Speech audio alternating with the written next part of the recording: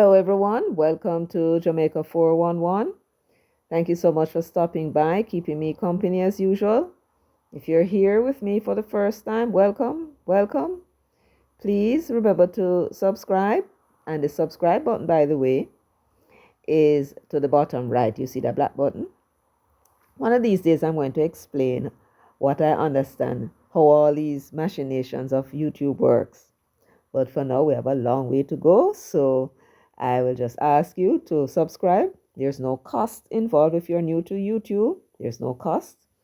Also, please remember to share with persons in your association, your groups, and so on, that you think may want to or need to hear this message. And if you'd like to leave your comments, please do so in the comments section. And for all of this, I do thank and appreciate you. To my subscribers, welcome back. Always lovely to have you. Yes, always lovely to have you. And look forward to your comments in the comment section. I do. But you know the ropes, right? You're going to give the video a thumbs up from now on. Please do. Please give the video a thumbs up as we speak. Share, and then you can rejoin me. And of course, I thank you also in advance. Okay, great. Now that you're back with me, let's get down to business. So, what will be our discussion today? Well, we are continuing with the saga of the Lawrence Rowe, drama. And I'm going to be playing for you a segment of Cliff Hughes' program yesterday, the 14th of January 2025. And it's a segment where Lawrence Rowe called in, or they called him, as the case may be, and tried to elicit some information from the young man, largely about the letter that Mark Golding wrote. And what came from Lawrence Rowe, I'm telling you, he started to cry and me nearly bawled too. Yes, man, liquor water to get up now my eyes. And in as much as we know, and I should say it's Karen Cross that really knows it because she was in the party with him, so you can listen to her live last night, and she will tell you that he was a very troublesome fellow. Everywhere he went, he made problems, right? In as much as that, and in as much as that he may have done many things to hurt other people, sabotage them, right, and just make a lot of problems. In as much as that, when you listen to what he said and really understand what it is that he was saying, what you will learn is the extent, the depth, and breadth of real evil and wickedness that human beings are capable of. When you see how they went about removing him, they did not do it with any intent at human compassion. They did not do it with any intent to preserve the political party's chances of winning that seat. They did it in a deliberate, systemic, particularly evil way to destroy the young man. My friends and my family, my people. There are many people walking the streets of Jamaica now. Some of you may be young, so you'll learn these things over time. And some of you are young and you experience a lot, even more than me, so you'll learn fast.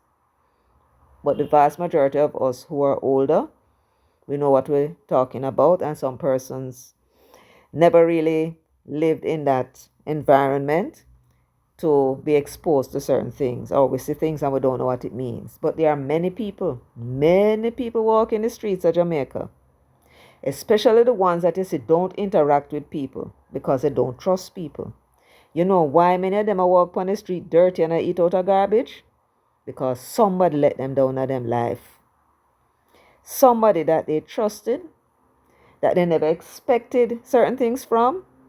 Something may have happened, and the people who them expected to support them turn them back on them, and it just lick them head and then gone, gone, gone. Don't trust people. If you give them something to eat, thinking that you're doing them good, then we throw it away. When you're not looking and fling it to them now, eat from you. Those persons are people. Why they are there. Disappointment. And what these people did, the ones that you're going to hear from, and when what they were trying to do is they were trying to use a psychological way to get rid of a problem by destroying the young man. But fortunately, he is stronger than that. And I suspect and hope that vengeance is what is keeping him sane until he can get over this problem. Because if he does not have a vengeful heart, he would be a madman today. What they did to him. If that is not evil, I don't know what evil is. So what I'm going to do, I'm going to let you listen to segments of what he had to say. The most pertinent sections, in my view, that will show what that set that took over the People's National Party are. Make no mistake about it. They're not in a government yet. They don't have the power yet. And you all know, if we don't know yet, right? Because of where the power might be used now, that is only God have more power than a prime minister in this country. Right? Concentration of power is in the hands of the prime minister. There is a heavy concentration of power in the hands of the prime minister. Right? And heavy concentration of power in the cabinet, in parliament. And therefore, it is essential that when you put somebody there, you know where you are do. Because in as much as you think you're enjoying your freedom now, that can disappear. Because why we are in the position that we are in and why we are here in this country was because somebody had power over us. We had spears and they had guns, and we had to be in close contact with them to defeat them. They could stay far and defeat us. And that is how they started the process. But that was not what defeated us. What defeated us was betrayal. They Christianized some of our people right under our nose, right under the nose of the chiefs and the kings, and they didn't understand what was happening. They did not understand the consequence. But those people have been studying us for years before they came with them plan. And it was a simple plan. Before they could enslave us, they have to enslave our minds. And they use them Bible and them Quran to do that. So once our people converted to this foreign idea, and they started to see the other people around them, their own family member who did not believe in Jesus and did not believe in the white man's God, as heathens, worshipping demons. And when them start to look at them one another in that way, the white man could now manipulate them and make them do anything that he wanted them to do. Just call on the Bible and show them the verse, and they will do it. Those were our people who first became the white man's slave. It was a slavery of the mind, mental slavery. The white man could now tell them that what you need to do is to defeat Satan in the name of God and Jesus, and then start to betray. It was easy for them even to sell them brothers and sisters who did not convert into slavery. And that was what that was all about. Right? Betrayal. It was the betrayal. Those guns were eventually put into the hands of those among us who were of excessively weak intellect. But the white man was studying us for years. and understood that we would have accepted him, Jesus, and him God. And once we start doing that, own us. We are now his slaves, right? Betrayal. And it was the same black man that took the gun now and used the gun to defeat him own and delivered us and the land, his own birthright, his own ancestral lands, over to the white man. Then made the conscious decision to choose to be his slaves, landless, poor, and powerless. That was their choice. And sell all in brothers and sisters. Brainwash. That was how we were defeated. That was how we were destroyed as a people, because what you're looking at now is not success. Never mind, we're running up and down the place and singing song. That ain't success. That's just we surviving in the condition that we put ourselves into. So I'm going to let you listen now to what it was that Lawrence Rowe told Cliff Hughes, and then I'll return and we'll discuss it some more. Because I am telling you, my friends, when you listen and understand what it was that those people, Peter Bunting, Mark Golding, Dayton Campbell, and Angela Brown Burke was doing, then you will know what real evil and wickedness in full flight are.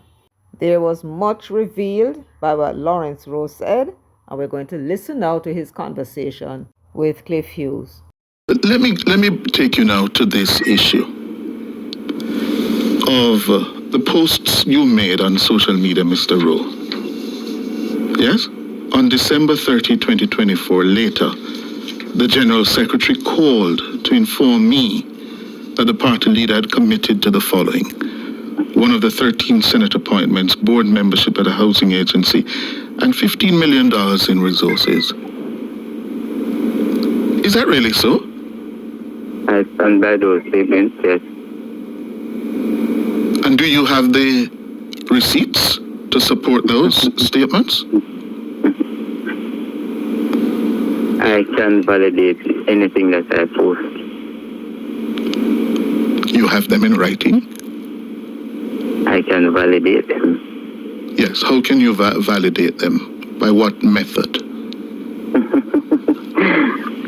I wish not to disclose my source, but I have sufficient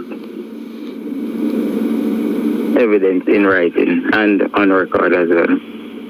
In writing and on record, as in audio record?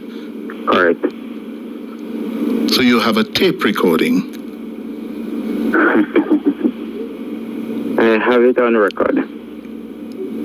In text and audio? Yes. Wow. Did the party leader ever offer you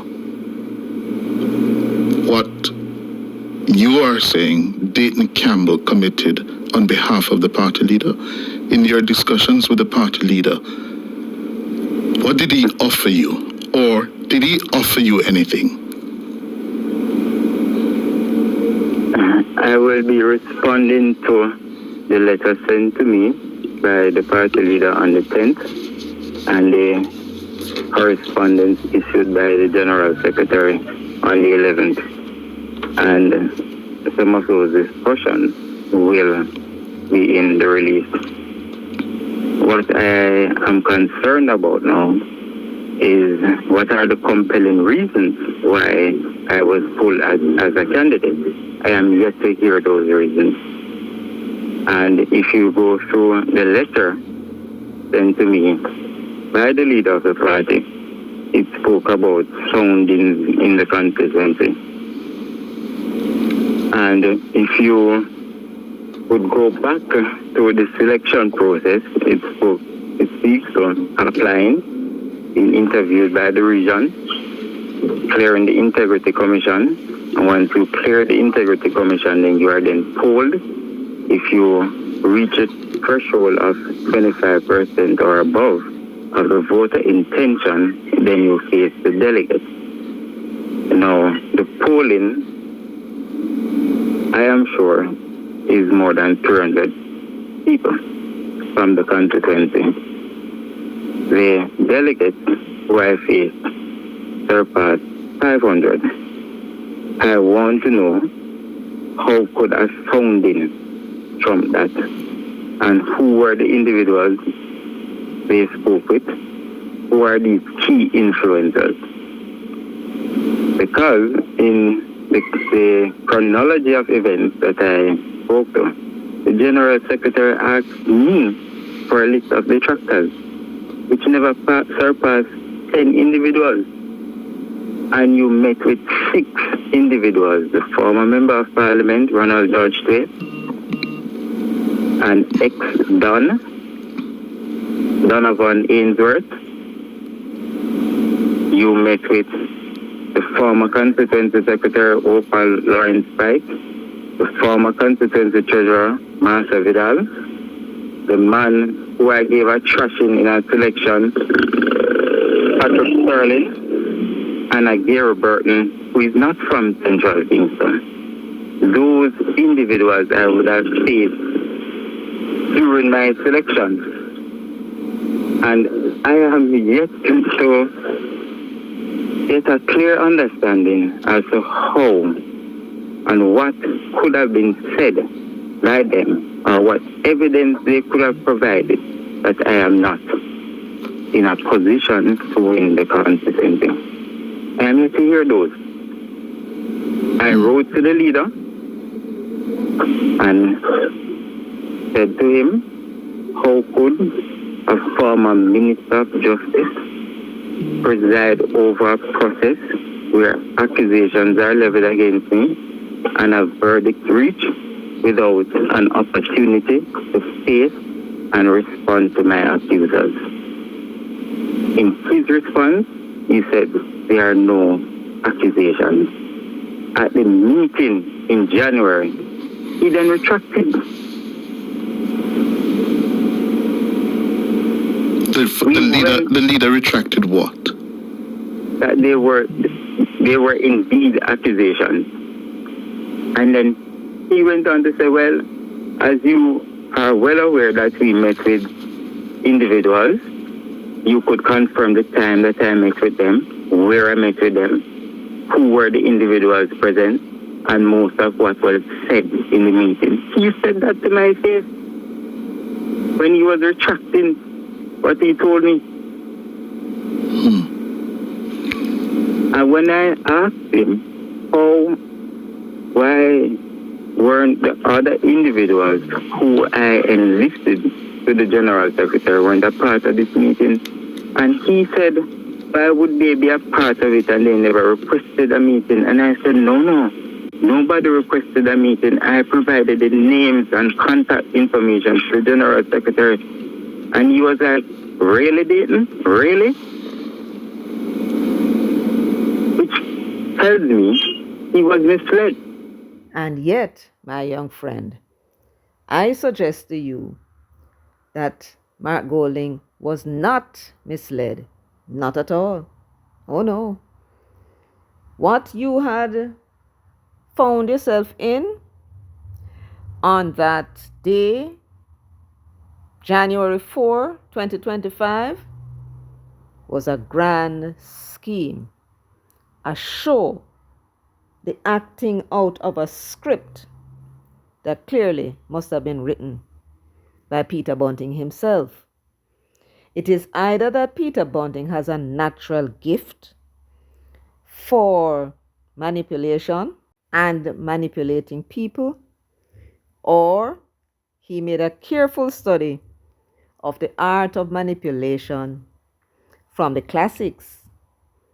Yes, we know that he was an avid reader of an Italian fellow called Niccolo Machiavelli, an Italian who was born May 3, 1469, and described as a diplomat, author, philosopher, and historian.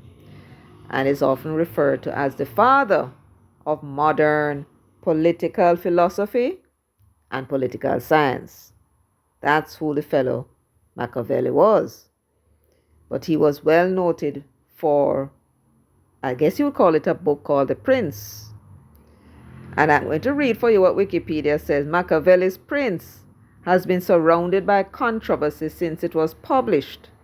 Some consider it to be a straightforward description of political reality. Others view The Prince as a manual teaching would-be tyrants how they should seize and maintain power. You hear that?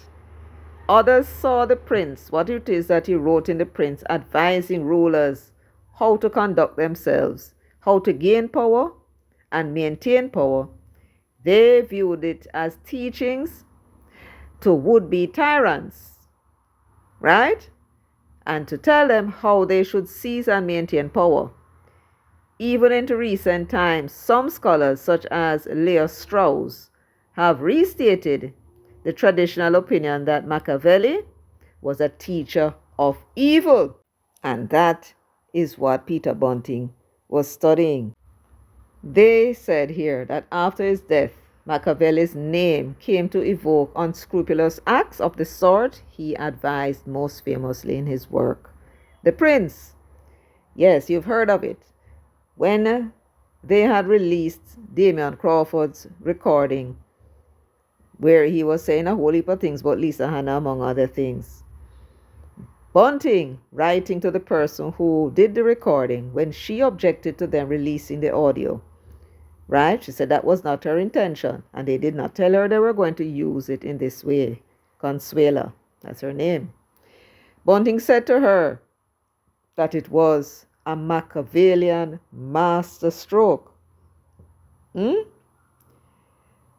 So that is how we knew that he was a man who would have studied Machiavelli, because that Machiavellian masterstroke is referring to what it was that Machiavelli advised in this book called The Prince. And reading from what Wikipedia said, he claimed that his experience and reading of history, this is Machiavelli, showed him that politics has always involved deception, treachery, and crime. He advised rulers. He advised rulers because his book was targeted to persons who had that kind of mindset. You want to become a ruler? This is how you're going to do it, succeed, and remain in power. He advised rulers to engage in evil when political necessity requires it, and argued specifically that successful reformers of states should not be blamed for killing other leaders who could block change. That is what the man sit down and study. He could not be referring to anything as a Machiavellian masterstroke without knowing what Machiavelli was teaching. And since he had ambitions to be a ruler, he wanted to know how or what it was that Machiavelli said. And now he was applying it in the case of Damian Crawford, a Machiavellian masterstroke. So we went and looked up what this Machiavelli fellow was. And this is how we discovered that what Peter Bunting was reading and applying as an advice to him by Machiavelli, that rulers, if you want to be a ruler, then you must engage in evil when political necessity requires it. And he argued Machiavelli specifically that, how you're going to apply this political necessity, this evil political necessity. He said that successful reformers, if what you have in your mind is that you want to change something, then it is okay for you to kill those persons who stand in your way. Peter Phillips and Lisa Hanna stood in his way. He didn't have to kill them. He decided, evidently may not be of that mindset, so he decided to do further studies. And that now brought us to the art of war that Karen Cross mentioned in her live last week, Tuesday, January 7, 2025, that was written by a Chinese military strategist called Sun Tzu, if that is how his name is pronounced. And this book was written thereabouts of the 5th century BC, this military strategies and tactics. There are 13 chapters in the art of war, each about a different set of skills, or art as he called it, related to warfare and how it applies to military strategy and tactics.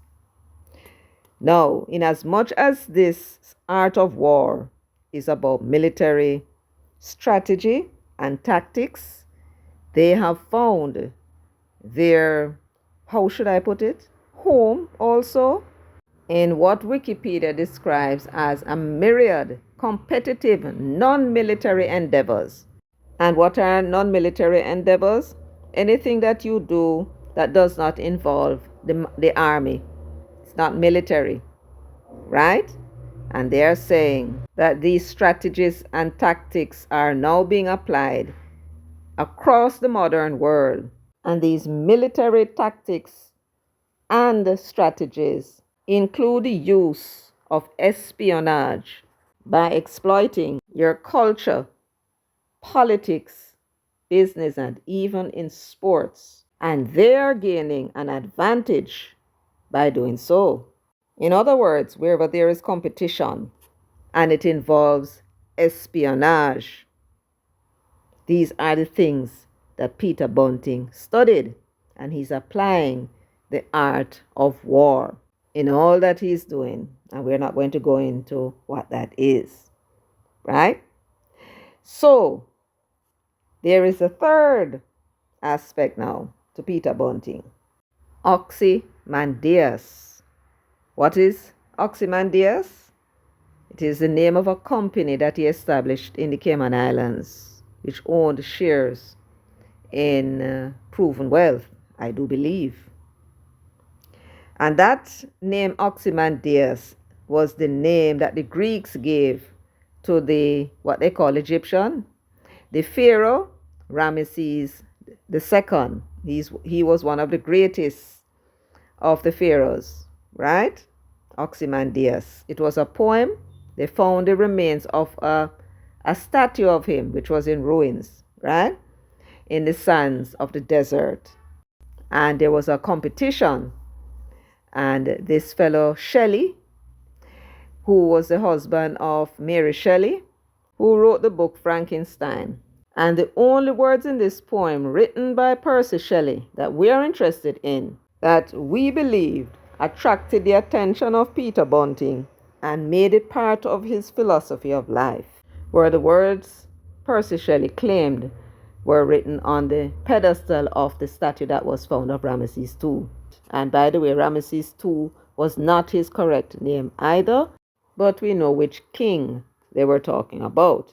And they claim that on the pedestal, these words appear. My name is Ozymandias, King of Kings. Look on my works, ye mighty, and despair. No thing beside remains round the decay of that colossal wreck, boundless and bare. So all his might and his power died with him. And the kingdom that blossomed and flourished under his leadership is now in the hands of his enemies. Yes, man, Ozymandias. My name is Ozymandias, King of Kings. Look on my works. He's telling his business associates, his competitors in business, and his political rivals and enemies that he is the King of Kings. He is like the mighty Ramesses. And you must look upon his works, all of you who are mighty and low. Yes, those of you who don't have no power.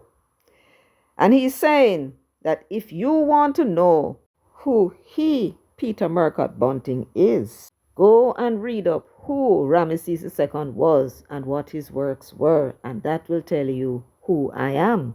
And that we'll do for you in another video. So no, Lawrence. Mark was not misled at all. What I believe happened is that Mark, as usual, when he's given this script, he messed it up, right? And went and said the wrong thing, that they had requested a meeting. That was not part of the script. And when you pointed out to him, no, but they didn't request a meeting, he realized his mistake and turned to Dayton and said, really, Dayton? Why didn't punish him for misleading him? No, he was not misled. It was a script. It was an act. They were supposed to bring off a certain effect, right? That would have taken you out of the picture permanently without anybody even realizing that's what they have done. That's the first thing. And if they had succeeded and made him into a stark, raving madman, even when you are telling people what happened to you, they would not believe. People don't believe people who are mentally ill. And that was what they were aiming for. They were hoping to drive you into madness. And they clearly failed. Peter Bunting, the master manipulator, his hands is written all over this. We see it before from his playbook. And so it's easily identified. Just like when you hear a singer that is singing and you hear that voice, and you say, Whitney Houston. Or you hear a certain rhythm and say, oh, that was written by such and such a person. Yes, there is a signature.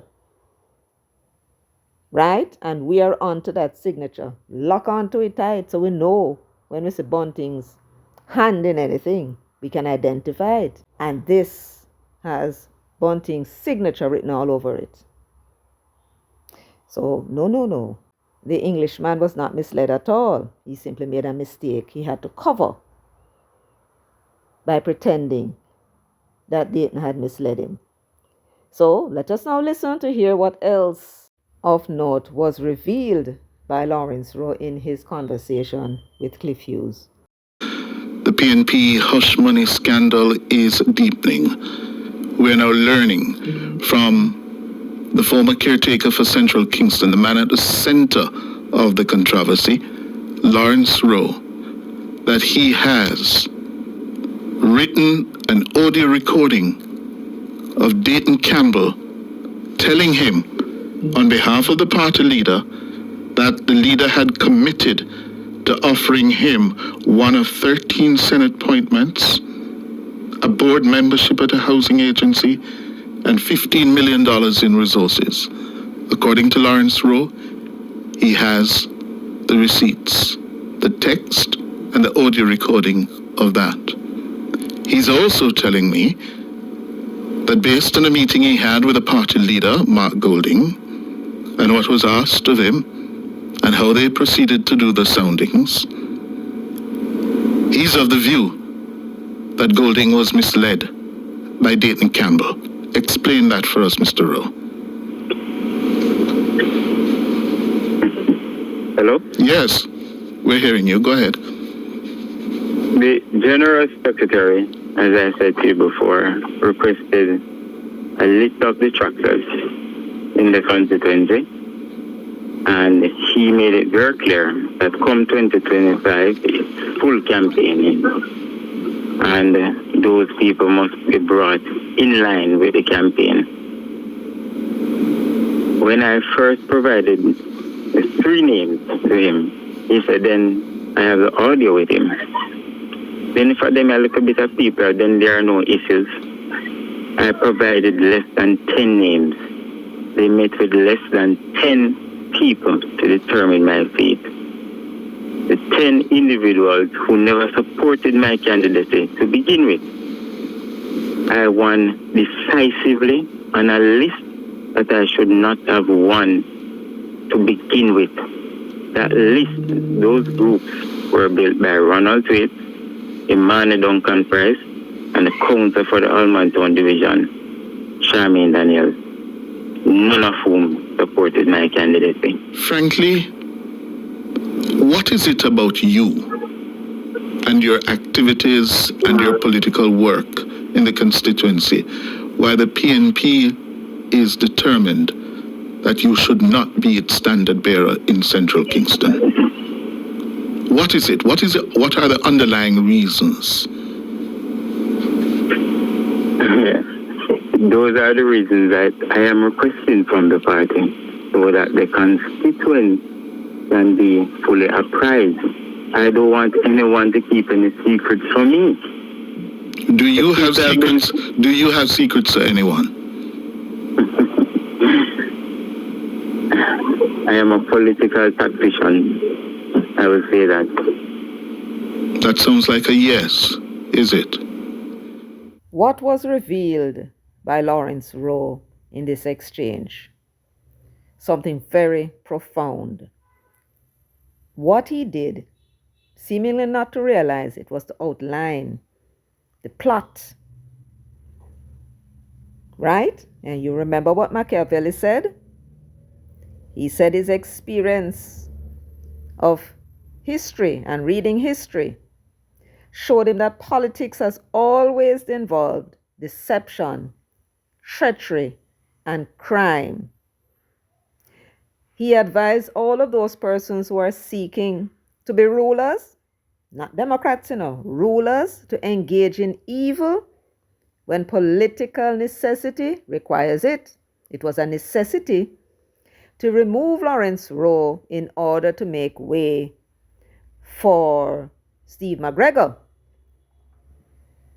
Right? It was a political necessity. And if you go by Machiavelli's advice, then you must engage in evil in order to bring about that political necessity. And if you're going to bring about that political necessity, do not have any qualms about killing your opponent.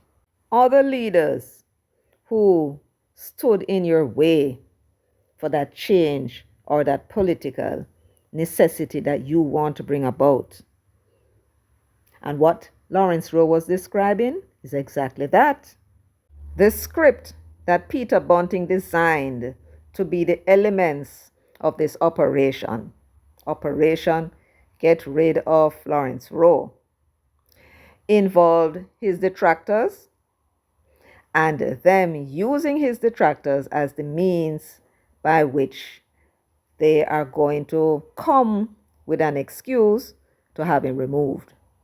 But they didn't just get the detractors, because they could have known who they are. They have people down there who are risers could tell them these things. No, they wanted to carry out this operation in a specific way in order to get a specific result. They went and asked him to provide his detractors. Why? They come up with detractors, right? That would be one thing. But if they ask him, he's definitely going to give them a list of the ones that he's most concerned about. And the pretext that Dayton Campbell used was that come 2025, this Brock Party, according to him, this Brock Party is going to go in full campaign mode. That's what him told a young fellow. And therefore, all of the persons who are giving you problems in the constituency, we want to know who they are, because I'm going to have to fall in line, because we're going to win this thing.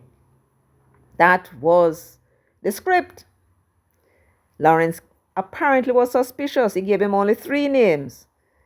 And him mock him. Man, you know, no problem if only 3 people. So he went and provided more. All of the persons who did not want him, that he was most concerned about, that he wanted to be brought in line. And that was a simple strategy. Make him provide the enemy's name.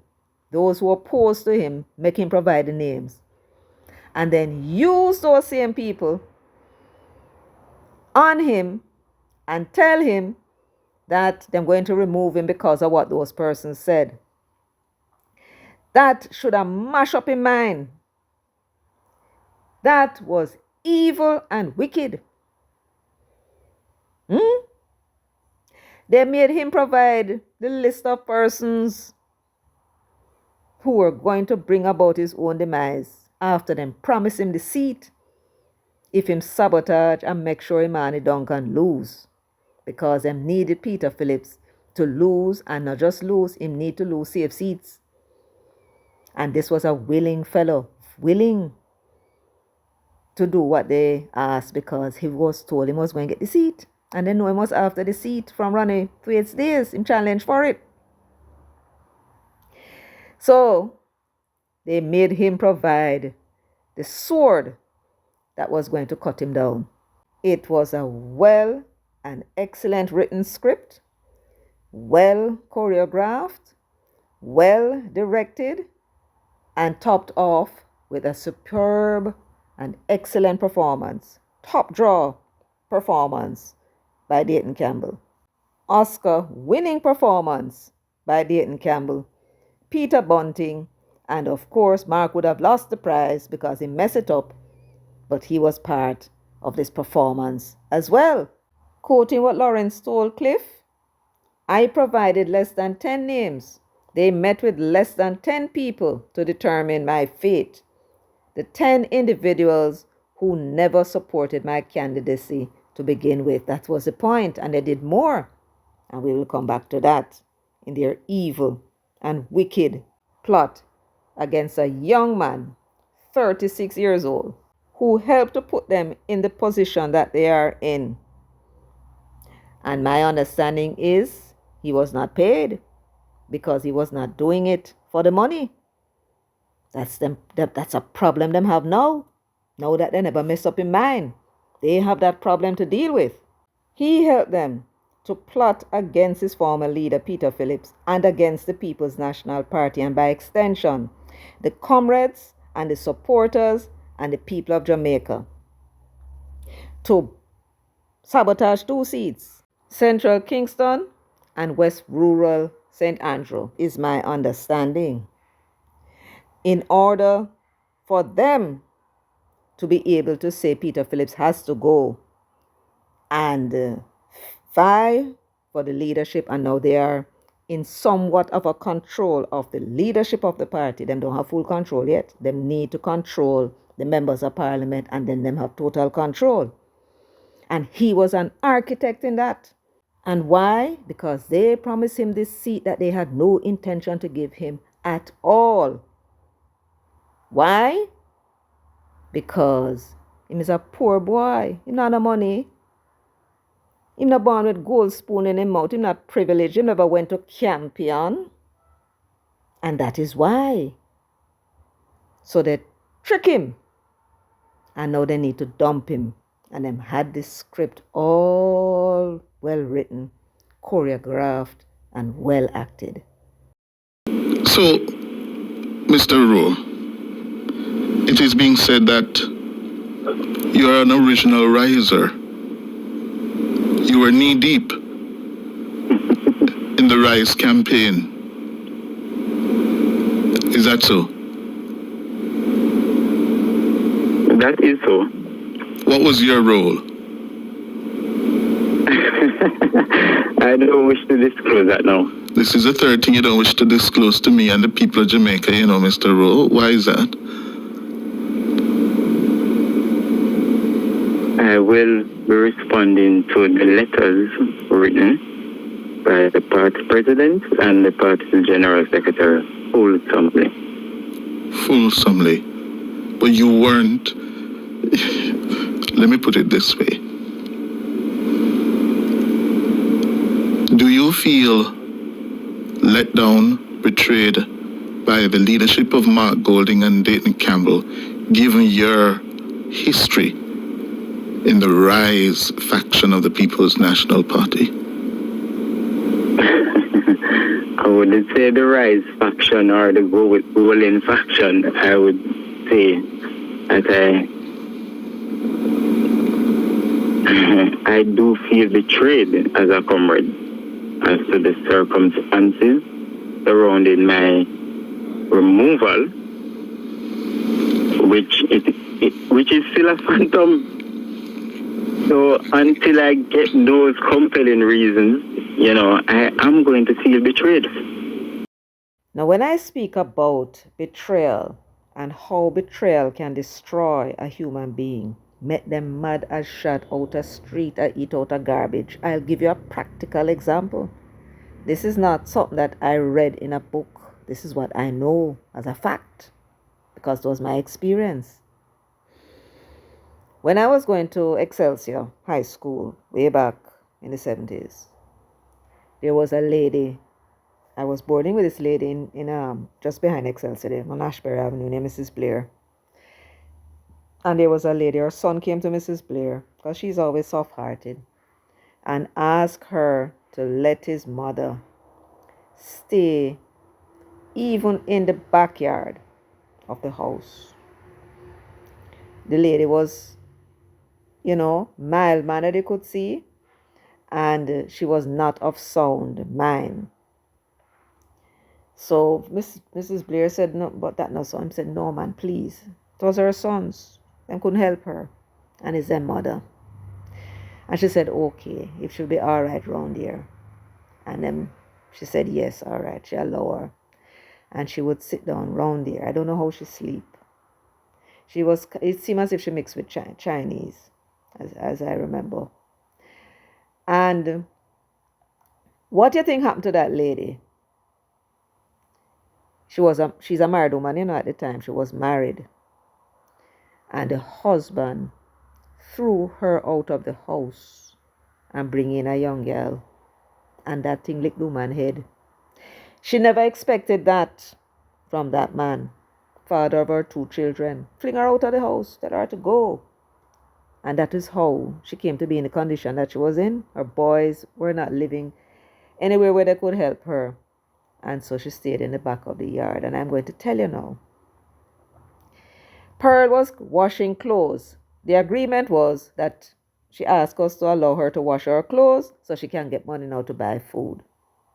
And we agreed. She charged 25 cents when it's supposed to have been 50 cents. And we could not persuade her to take the 50 cents. And we begged her, Pearl, take the 50 cents. And if you give her more than that 50 cents, she will tell you thank you, look you straight into the eye, and then she'll go around the corner. And if you walk behind her when she's going down the shop, you will see that 25 cents fling on one side. She's not taking it. And one day I said to her, Pearl, you need to charge 50 cents, not the 25 cents. I said, it's not right. What I'm going to do, I'm going to give you this 25 cents. Every time you walk, I'm going to give you, but don't throw it away. And she looked me in the eye and she said, okay.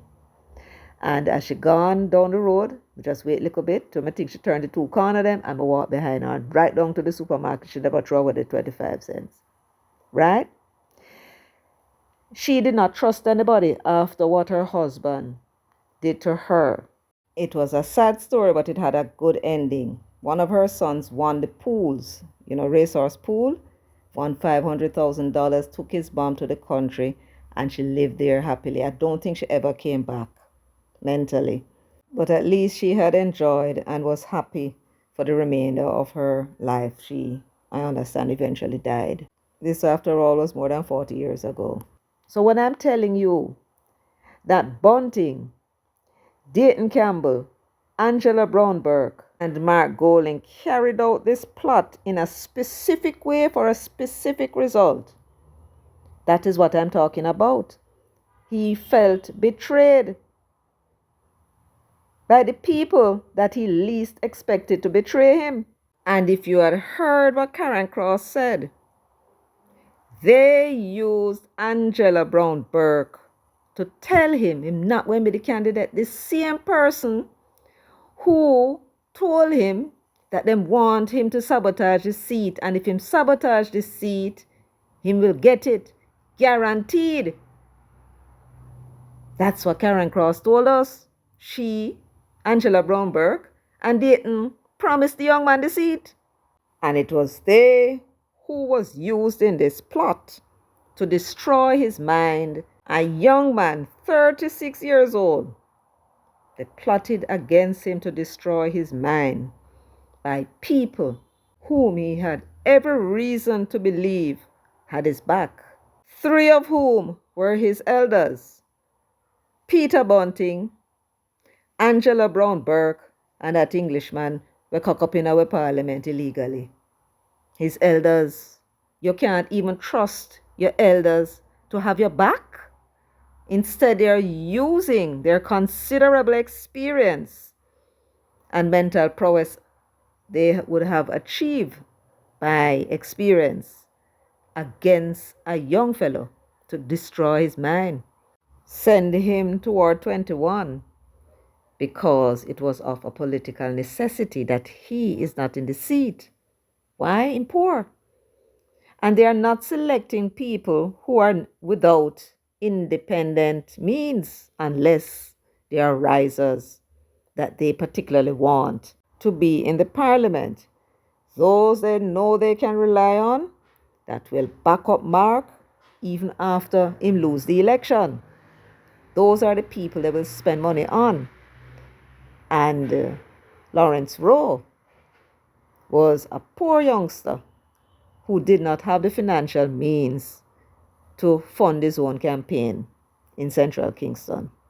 It also appears that they think he is a fool, that they can manipulate and tell anything.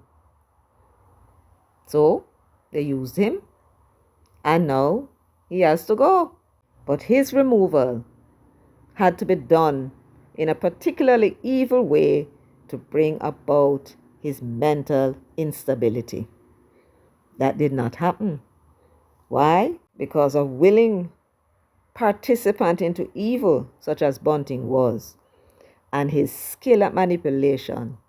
Fortunately for us, he's also a fool. He does not think things through completely. If you listen to him, you realize that his brain skips every now and then. He loses concentration. And when he's planning and plotting, that's exactly what happens. That election campaign in 2019 tells you what an idiot he is, producing polls which show he would do a better job of losing to Andrew Holness. And he thought that that was a winning strategy for the presidency of the People's National Party. Polls, and all Peter Phillips had to do was to use Bill Johnson's poll to show that Peter Phillips, was only 2 points behind Andrew Holness, and with 1 year to go, he could have made up for it and possibly beat him. But had the comrades chose Peter Bunting, the party would have lost support and lose the election. Simple as that. An idiotic approach. Spend $650 million behind trying to use a lame brain idea for a poll to win the presidency, and lost. And here he is with another script aimed at destroying the mind of a young fellow that know them secret, and it failed.